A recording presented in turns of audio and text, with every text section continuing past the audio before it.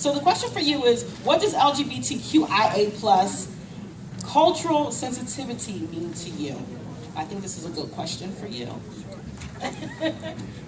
Well, first, I want to start by just briefly telling my story and how I got to this seat.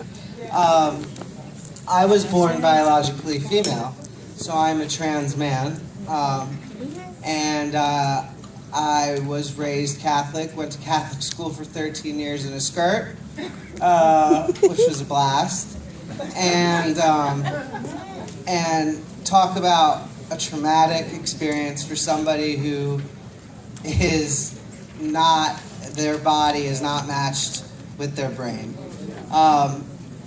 So I went through therapy and therapy and therapy and therapy, and I'm still in therapy.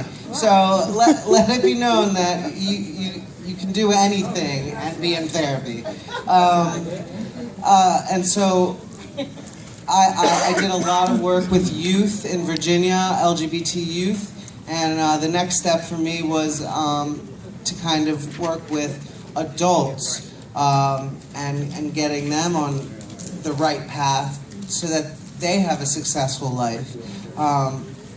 And so for me, you know, when we look at the LGBTQ plus, I'm just going to say that, community, we see the risk factors. We see that the higher risks in alcoholism, drug use, sex traffic work, suicide. I mean, there are just a list of things that I couldn't even begin to list, actually, that are risk factors for this community. And so I think it is very important as individuals that we make sure, like when the young man addressed, how do I ask somebody, what are they, you know, and just asking somebody their pronoun.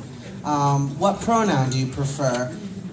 For somebody like me, if somebody had said that to me prior to my transition, it would have changed my life, and I probably would have been a lot better off.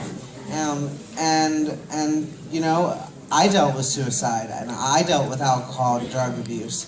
So all because my insides didn't match my outsides. So and just talking about TPAC, you know, we talk about issues like cultural sensitivity and what that means to everybody. And I think it's important to remember that every individual has had their own unique experience. Everybody in this room has had their own unique experience. And to just remember that we have to, like Carly said, we may not agree or understand, but we have to respect everybody's experience, because while it may not be what you experience, it isn't indeed what they have or are still experiencing. So for me, that's kind of where I would go on that topic, but that's all she wrote.